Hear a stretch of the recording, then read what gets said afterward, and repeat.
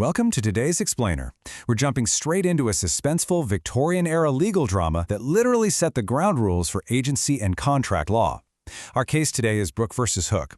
Now, I know it sounds like the title of a classic detective story, but this is a very real, high-stakes, historic dispute revolving around trust, fraud, and a rather shocking reaction to a crime. We're going to break down exactly what happened between these two men, how an innocent third party got dragged into their mess, and how the court ultimately had to untangle the whole thing. To really set the stage for our discussion, I want you to ask yourself this.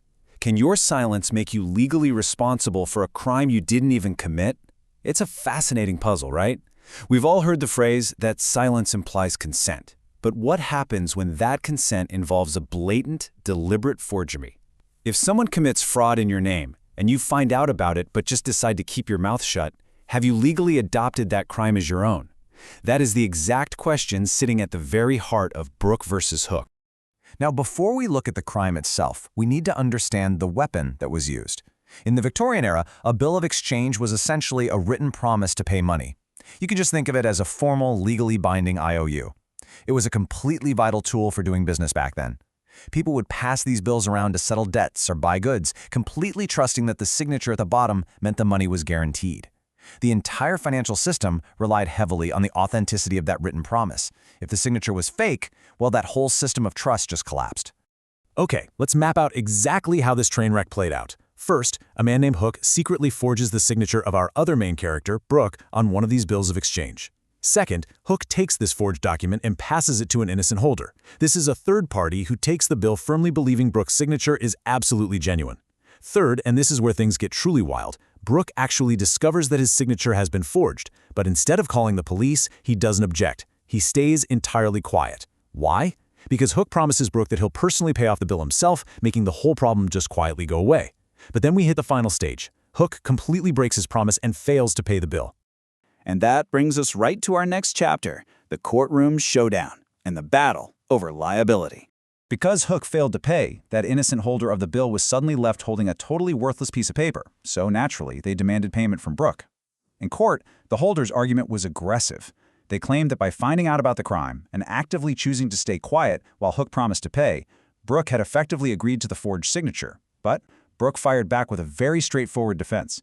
He basically said, look, I didn't sign it, so I have no liability. He argued that he was the victim of a crime, and simply staying quiet doesn't magically turn a forgery into a valid contract. So you're the judge. Here is the ultimate legal puzzle of this explainer. Did Brook's silence amount to ratification of the forgery? Ratification, in a legal sense, just means to formally approve or adopt an act that was done on your behalf without your initial permission. The court had to decide. By remaining quiet and letting the fraudster try to quietly pay it off, did Brook formally approve the forgery? Was his silence actually a legal ratification of Hook's criminal act? Well, here is the decisive historic ruling. The judge declared, a person cannot ratify a forged signature.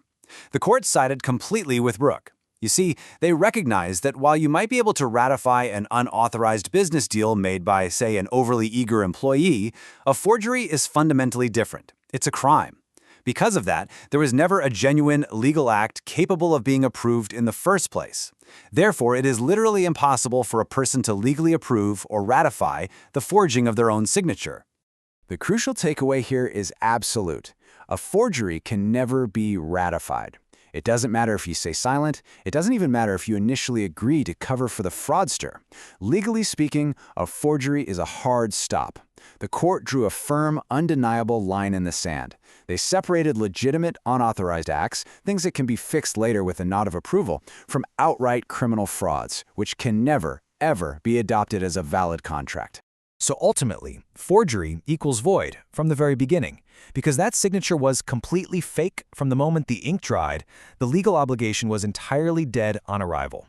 Brook's silence simply couldn't breathe life into a document that legally did not exist. It's a really powerful reminder that while we definitely have to be careful with our words and our silence in business, the law will not allow a criminal act to magically transform into a binding contract just because the victim hesitated to speak up. So it leaves us with this thought. If a forged contract is completely void from the very beginning, what other hidden fatal flaws might be lurking in the everyday agreements we sign without a second thought? Thank you for joining me for this explainer. I'll see you next time.